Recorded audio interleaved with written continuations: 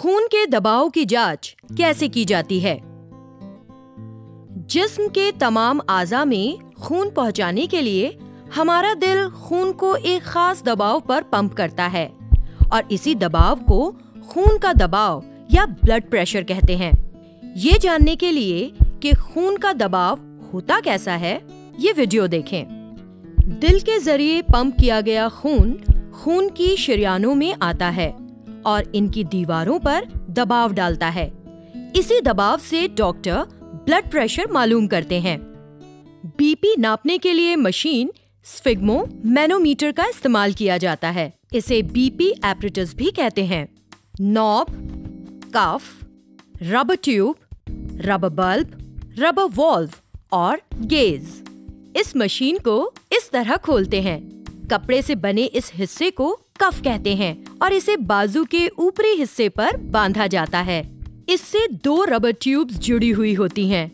इनमें से एक ट्यूब आगे जाकर गेज से जुड़ी होती है तो दूसरी ट्यूब इस बल्ब से। गेज एक पट्टी होती है जिससे मालूम होता है कि ब्लड प्रेशर यानी खून का दबाव कितना है। इसके दरमियान एक पतली नली होती है जिसमें मरकरी यानी पारा होता है जो ऊपर नीचे जा सकता है। देखो ये नॉब है। ब्लड प्रेशर मालूम करते वक्त ये हमेशा आड़ी हालत में होना चाहिए। रबर बल्ब में स्क्रू की तरह एक वॉल्व होता है। इसे इस तरह घुमाया जाता है। चलो अब देखते हैं कि ब्लड प्रेशर कैसे मालूम किया जाता है। सबसे पहले डॉक्टर मरीज को आराम से बैठने के लिए कहते हैं। मरीज का हाथ इस हालत में होना चाहिए और पैर फर्श को छूने चाहिए। बीपी एपरेटस खोला जाता है। कफ निकालकर इसे मरीज की कोहनी से 2 उंगल ऊपर इस तरह बांधा जाता है। फिर देखते हैं कि कफ बहुत कसा हुआ या ढीला तो नहीं है। इसके बाद स्टेथोस्कोप अपने कानों पर लगाते हैं।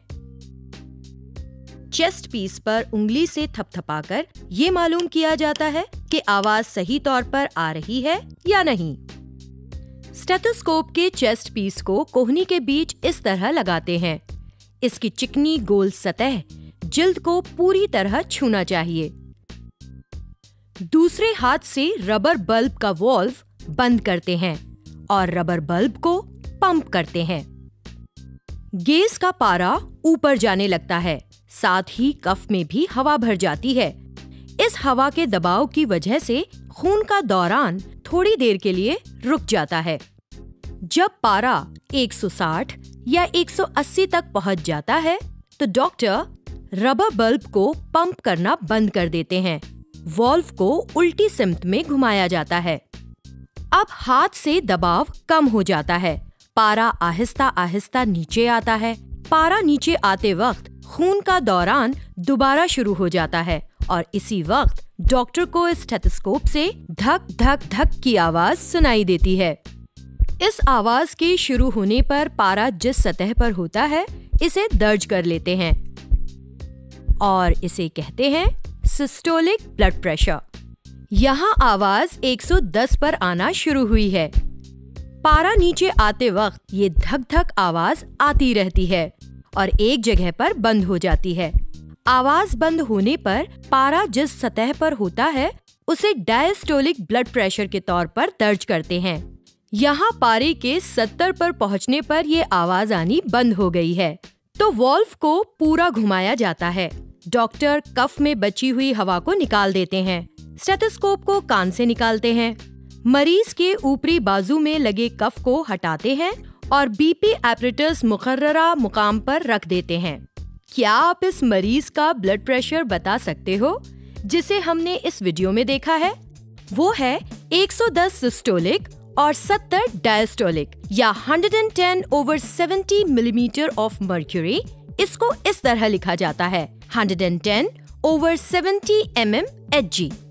mmHg ब्लड प्रेशर को मालूम करने की इकाई है। 110/70 mm of Hg ये आम यानी नॉर्मल ब्लड प्रेशर होता है। Blood pressure 140/90 mm of Hg से ज्यादा हो तो इसे हाई ब्लड प्रेशर कहते हैं और अगर ये 100/60 mm of Hg से कम हो तो इसे लो ब्लड प्रेशर कहा जाता है।